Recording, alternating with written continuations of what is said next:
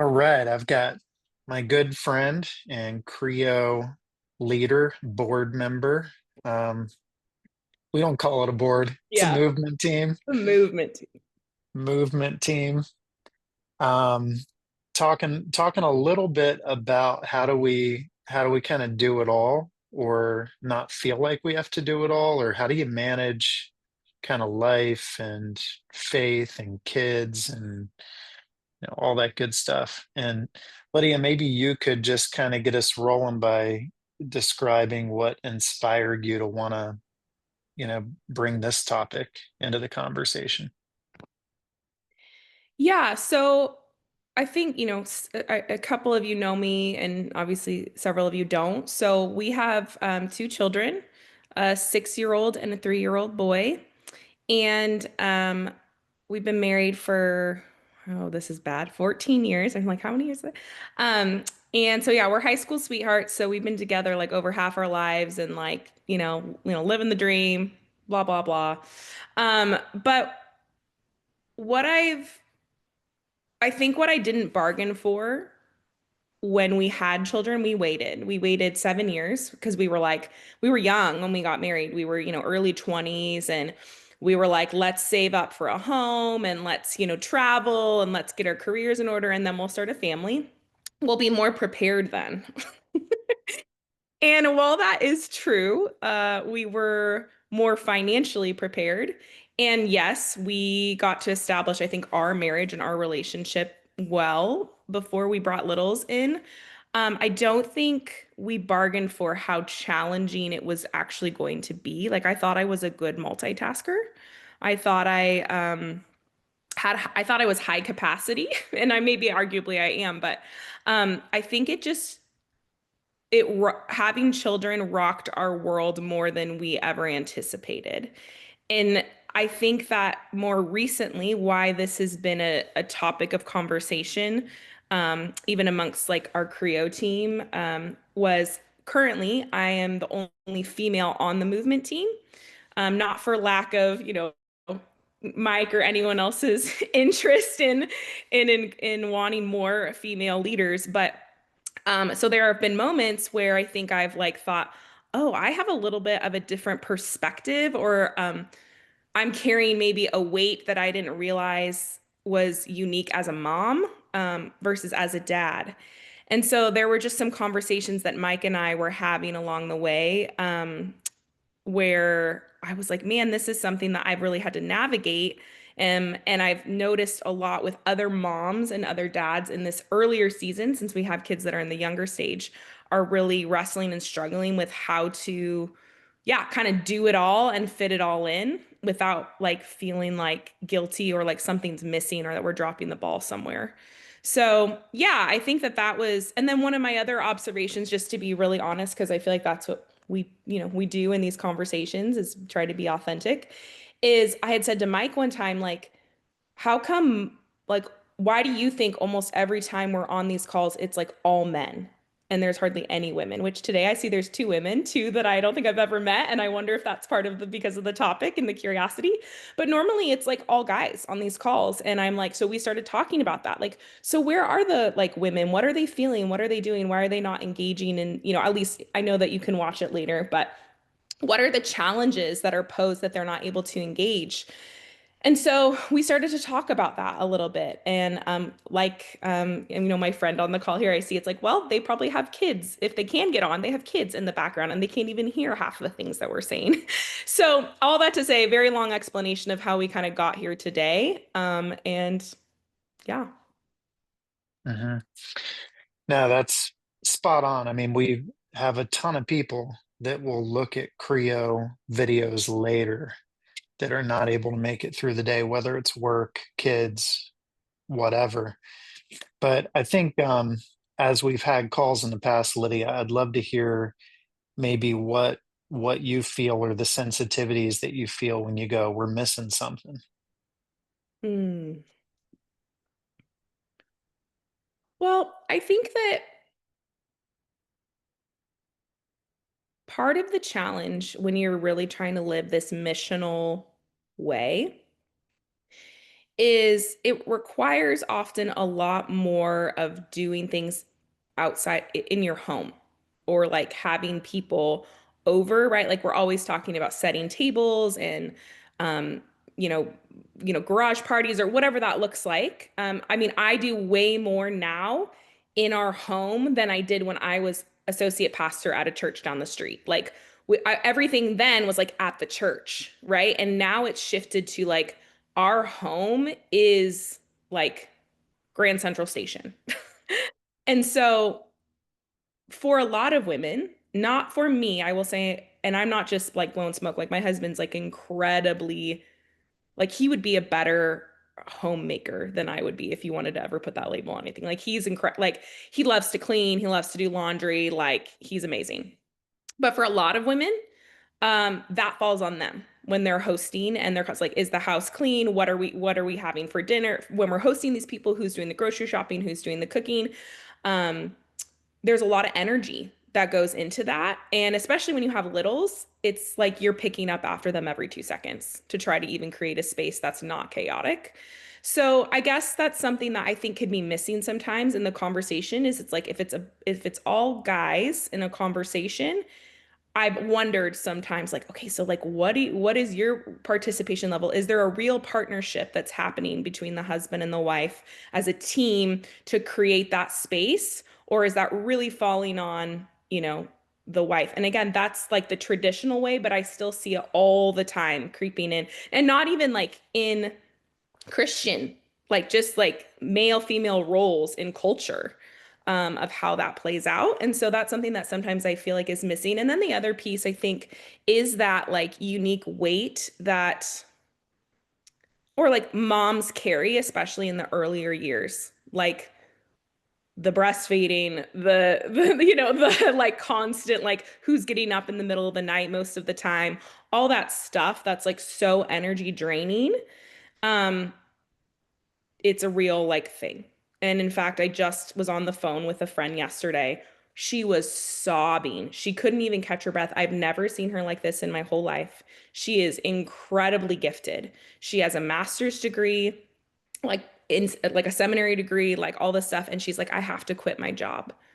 I can't believe I'm here. I never thought I was gonna have to do this, but I cannot manage, Diana, who's 3 months old.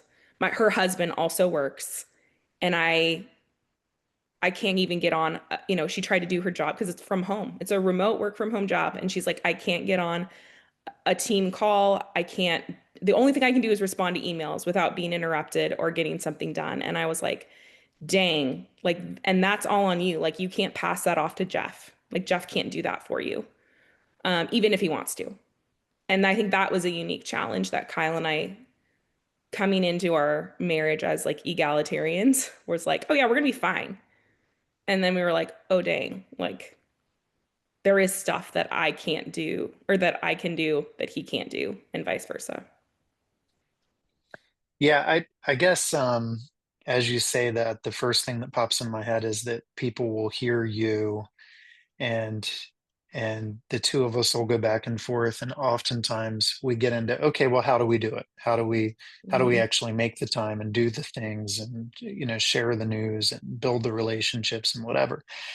But I think maybe the first place to start is like the guilt, the guilt of like I feel like I'm not doing enough. Mhm. Oftentimes I'll hear that sort of thing. I'm raising my kids and I know that I should be doing more and I got to be using my gifts and I just don't have the margin for all of that. And I just feel this like guilt that I'm not doing enough. How would Mm. you respond to that? Well,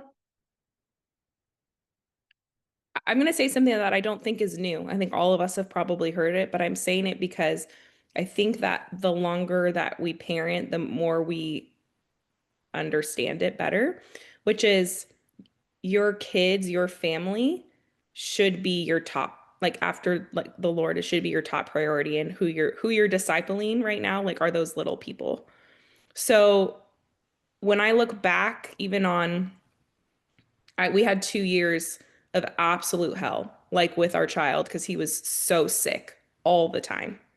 And Mike can attest to this because this has been the relation, like probably half, if not more, of our relationship. Mike has, we've known each other, has been us in chaos with our youngest son, fighting very rare disease issues. And so I look back on that time and like, I go, and my husband too, like, I was not at my best and I was not giving our faith community or like anyone my best because I didn't have the margin. We literally couldn't do it. And I don't regret that because I go, well, who was getting the majority of my time and my energy, my attention and my discipleship were my kids. And that is like, I'm never gonna regret that. Like, do I wish that I could have had more to give to our faith community? Do I wish that I had more to give to my friends, to, Creo, to whatever? Absolutely. But they're not, you can't have everything in first place. And so I think that has been like a really important realization and to actually like match what I'm saying with what I'm doing. But there were many times where I mean, I'm an Enneagram 3, I'm an achiever. Like I felt like crap. Like I was so frustrated that I couldn't achieve and do the things that I wanted to do because all I could do was sit with my kid. I mean, imagine the flip side if you powered through to get stuff done for your church or Creo or neighborhood. It's your kids that suffer, Right. if you do that. Um, and I think one of the things that we talked about that might be beneficial for everyone else to hear is how actually it's valuable sometimes to not be the person that's giving, but be the person that's receiving, Mhm. and a humbling thing. So maybe you could speak to that a little bit.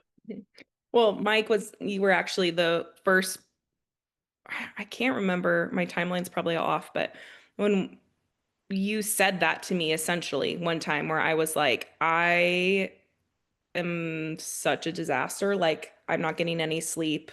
I don't think I'm like doing anything good for the kingdom besides just like surviving.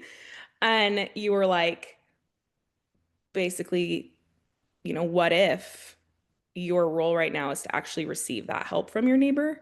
My literal neighbor who was like, let me know if you need anything. And I was like, yeah, yeah, yeah, Um, and I did. Like I started to like accept the help humbly, even though it kind of killed me. And I felt like I was so used to being the one, like the power dynamic, right? Of the giver versus the receiver.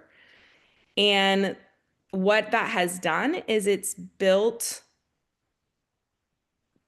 relationships with some of my literal neighbors that I don't think I would have had the depth of because like when I broke my foot, like when was, I don't know, a year and months, a couple months ago, like I literally broke my foot, had to have surgery, and I've got a toddler, running around, and I cannot walk on my foot. And I'm like, what am I gonna freaking do? Like my husband's at work, like my mom can help so much. And who comes over but my neighbor to watch my children and brings over a pot of chili, right? And it's like who doesn't know Jesus at all, is like very far from that. And what happened in that moment? Like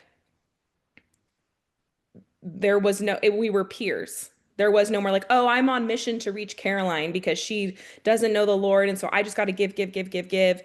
And I had nothing to give. And there she was, like showing up for me, you know. So I don't know if that answers your question. Now, it's probably ironically better because sometimes people can, feel like they're underneath us. And Right. when we're sort of, like the advice of go into a city and don't come as a winner that has everything prepared that's going to save the city, but come as whoever takes you in and offers you a Right. meal. Right. Like we're the ones in need. We're the beggars. And if we come in Yeah. that way, it isn't this sense of like, I am here to be the hero. It's Yep. I actually need you. Yep. And there can be other people can really feel like they have value too because they're helping you. And it can create a real beautiful bridge between people, right? Mhm. And I would argue that before I became a mom, and I think Kyle would say the same if he was on this call as a dad. I don't think I ever was in a, maybe one other time in my life, like a season, I would say, where I was like, I am in need. Like I am in need and I'm desperate for like light at the end of the tunnel or help or whatever. Like I've never experienced that level of exhaustion and lack of bandwidth. But like it's done something that I don't know that anything else. Like it has discipled me. Becoming a parent has discipled me more than like any other season of my life. Like I'm like I've never known this kind of sacrifice. Yeah, I'd love to hear because I know you have a lot of connections and friendships. And what are some of the benefits to being a friend and having kids, and what are some of the challenges if you're thinking about life and shared life and Mhm. community and mission? What are some of the things that kids really help you with, and what Oh are my what are some gosh. of the things you're like, boy, this is hard because I have kids? Yeah, yeah. Well, other than a dog, I think the best thing that you can do is go out with your kids to the park as far as like connecting with strangers. Like, I'm amazed at the relationships that we have built in this neighborhood because we have children now. When we moved in, we were 25, so we were very young to be in this neighborhood and to own a home. And we were definitely like the young ones were looking around like, hey, all these people have lived here for like 15 years. Well, things have changed in our neighborhood now. And we waited 4 years after we bought a house to have a child. Now that we have that, oh my gosh, the amount of connections just walking around and how kids talk to each other and how now you have an excuse to be like, how old are they? What school do they go to? It's like amazing the doors that have opened. And I think it is far easier to make connections. So I've loved that. I've also think in terms of shared life, it's a lot of what I just shared. You need each other. Like for like, hey, I've got to run to the store, but so and so's potty training right now. And so he's literally running around with his diaper off and I can't like take him to the store because that'll backslide our potty training thing. So like, Jill, will you come over while I, or um like the ability to have overlap because of kids' sports too has been really cool. Like we don't just like live next to each other, but now we are on sports teams together because we're, in certain areas for that. And I think it's become very natural. Like it just doesn't feel as forced when you have children. I think once they're grown up and out of the house, or maybe even arguably like high school age where they're like really independent, it becomes like harder again. And you have to find ways to connect and to share life because you don't need each other as much. You're not as tired as you once were. So you have more margin. The amount of meal trains that I have done for new babies or for, you know, parents that are sick and they can't take care of it or whatever, I could not even count. So that's been great. Challenges. Oh my God. We just had this. I will add to what you just said, Lydia, Yeah. that, you know, Jackie and I looked at one point and said, oh my goodness, every single person in our house we met through our kids. And we must have had 25 people in our house that night. And we said we met all of them because of our kids. Yeah. That's awesome. Not through a church, not through work, Right. not through any, but through our kids. And so Totally. you are right. It's like dog and kids connect you with people easier than anything else. Anything. Is Yeah. a really great input. There's a camaraderie there. There's like an understanding, like, oh, I get you. Your kid's 9, I get you. You have a boy, or you have a house full of boys, or house full of girls. Oh, you have a teenage girl, I get you. Like we don't even have to. There's a shared understanding and empathy there. That's like beautiful, and I think speeds a relationship along. Um, Challenges. Let me count the ways, right? Um, this is really silly, and I don't know. There was a gal on here. It didn't say what her name was, but I saw that she had 2 boys. So I don't know if she's still listening or she'll listen to this later. But you guys, the volume control and the energy level is unreal. It's unreal. Like, like to try to have a conversation without being interrupted, like that's out the window. Like at least at this stage, I know they'll grow out of it, right? Hopefully. That's hard. That's really hard because when we do life where we're like, we really try to live multi-generationally. So in our gathering where we meet as a home church twice a month, we have an 86-year-old and I think 80-year-old as a couple. We have two, a couple that's in their 60s, and then the rest of us all have littles. Now, you better like kids or you are not going to want to hang out here. And they do, right? But there are times where like Linda's hearing aid is going off because it's so freaking loud and I feel terrible, right? There are times when she's like rolling her eyes because Skylar is acting like a maniac running in circles. Right. And it's like I'm sweating. I'm literally sweating because I'm like, I cannot control the chaos and I feel like a bad host.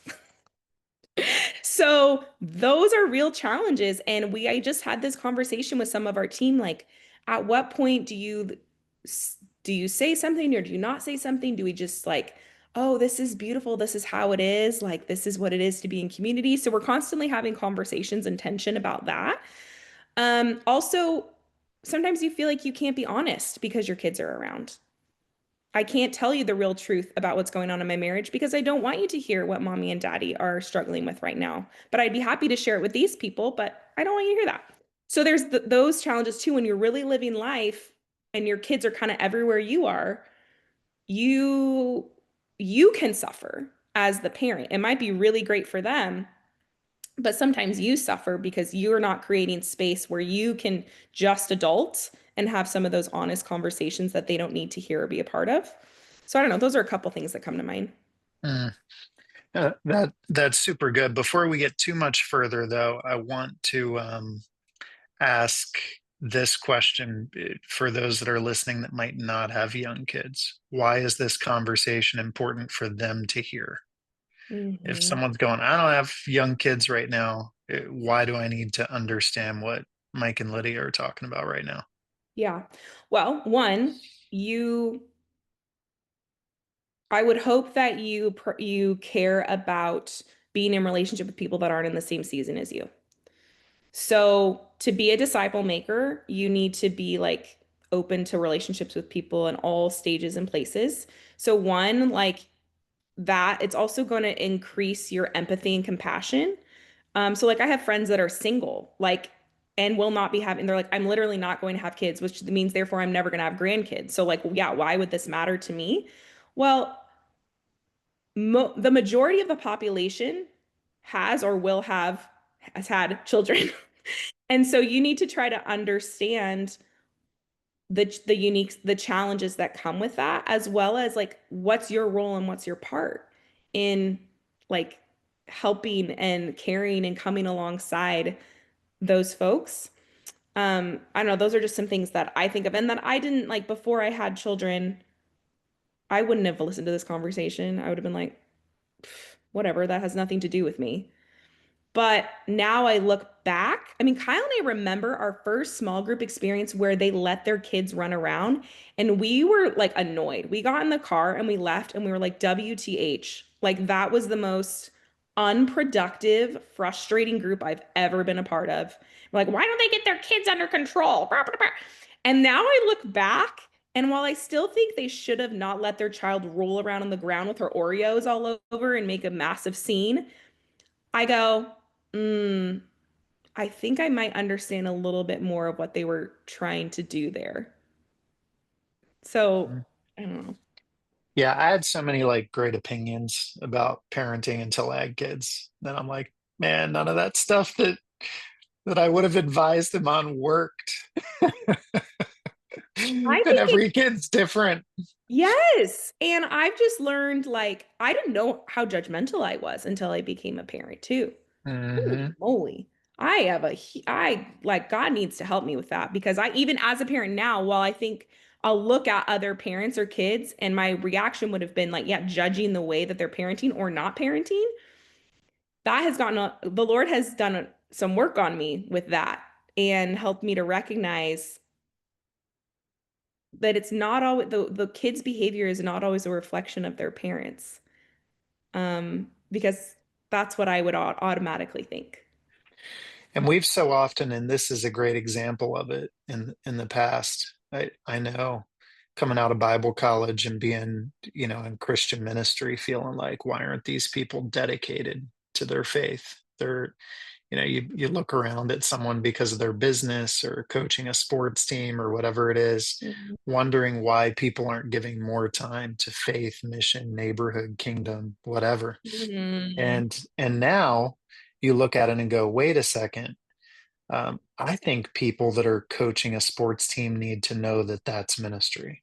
I think people Yes. running a business need to know that that counts. And I think moms need to know that their children are ministry. And if that's all they do, it's Yeah. amazing and it counts and it's beautiful. Same with dads. Like Yeah. if they can start to see that, they don't go, well, I guess I'm out of the impacting people's life game. No, Yep. you're like in the most important part of it, right?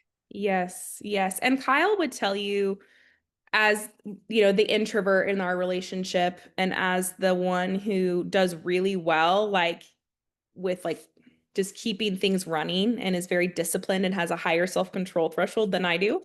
Um,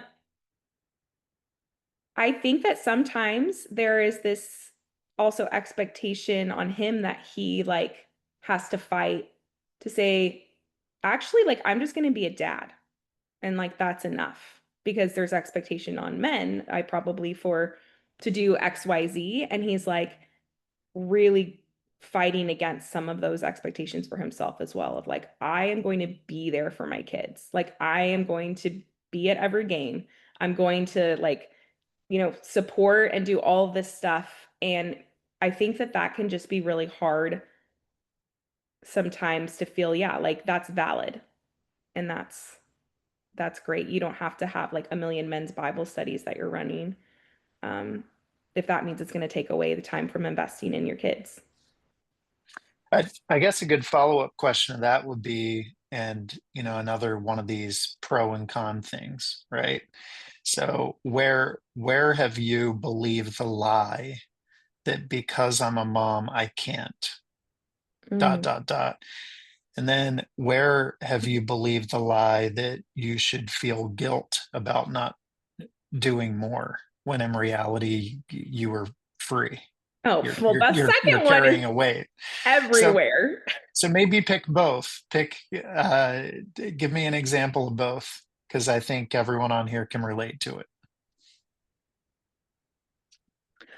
I would say for the most part, there's not much that I have ever said to myself because I'm a mom, I can't. I am pretty like put me in coach, like I'm not gonna let that hold me back. Like I've been really intense about. There's one area where I feel more guilty than struggle with would be traveling.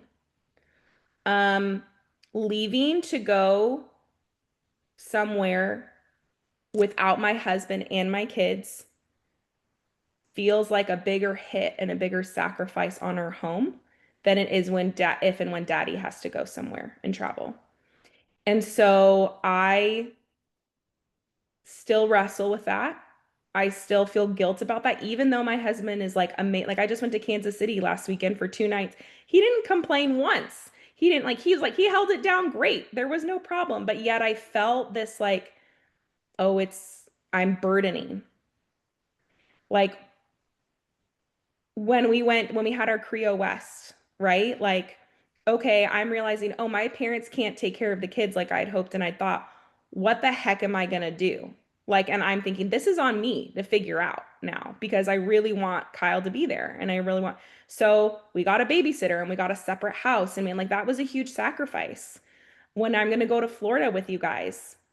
It's just going to be me. It's not going to be Kyle and the kids. And that's a big sacrifice. So I'd say that's one area where I continue to be like, oh, and I continue to see oftentimes women just don't do it. They just don't go.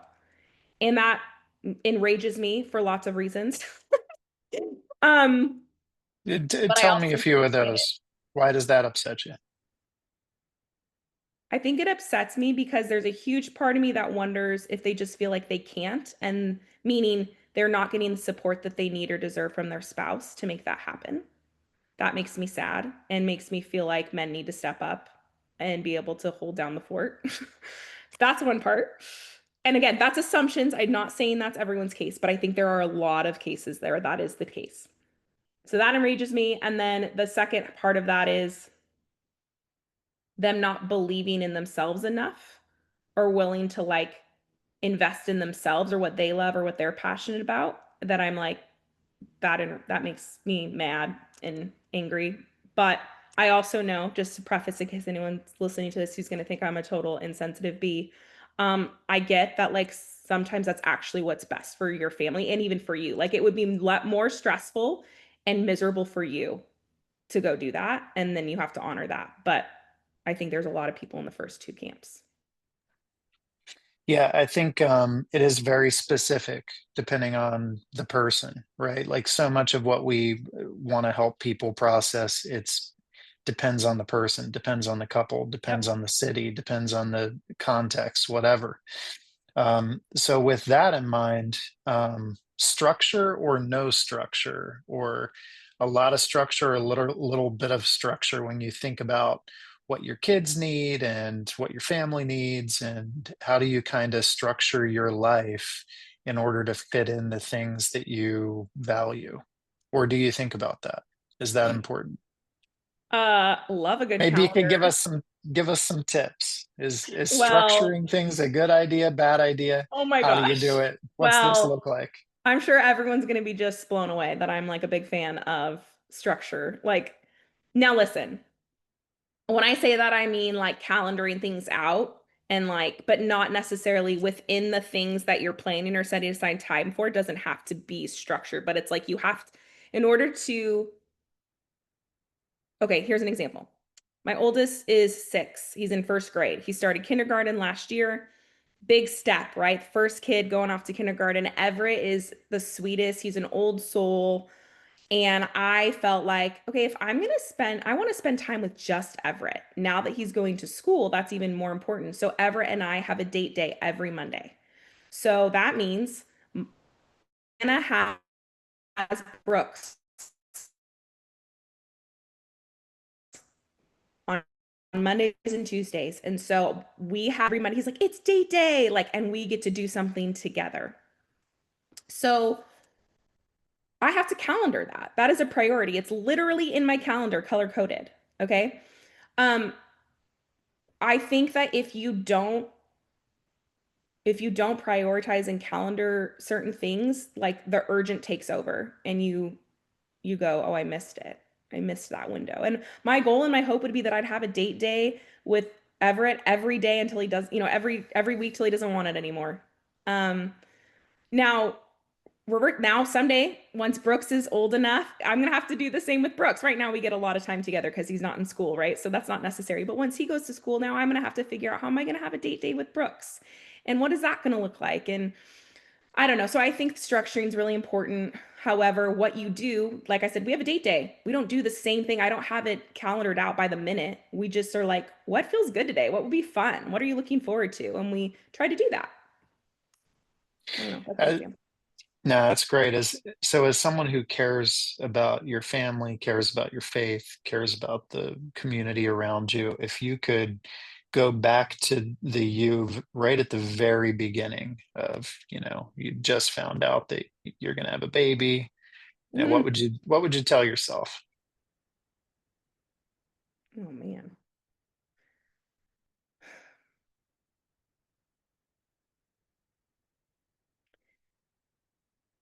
You're gonna need a lot more help than you ever imagined. And that is where you're gonna see the power of community more than you ever have. I think, yeah. It's great.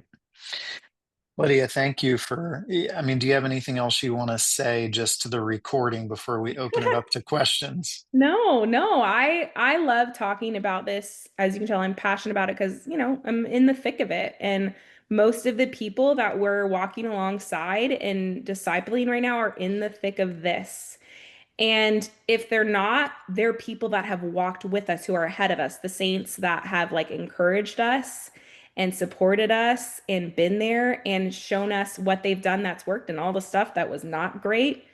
So my life has been turned upside down in ways that I never imagined through becoming a parent. And I know that we haven't had it easy because of things. We've had challenges that not everyone has had, but lean like lean into it instead of fighting against it, I think is what I've really come to know and appreciate. Yeah. No, this has been great. Well, thank you, and make sure you share this recording with other families, parents, moms, neighbors, friends who would benefit from all the stuff that Lydia, just the gems that she just shared with us. Thank you, Lydia. Yeah, for sure.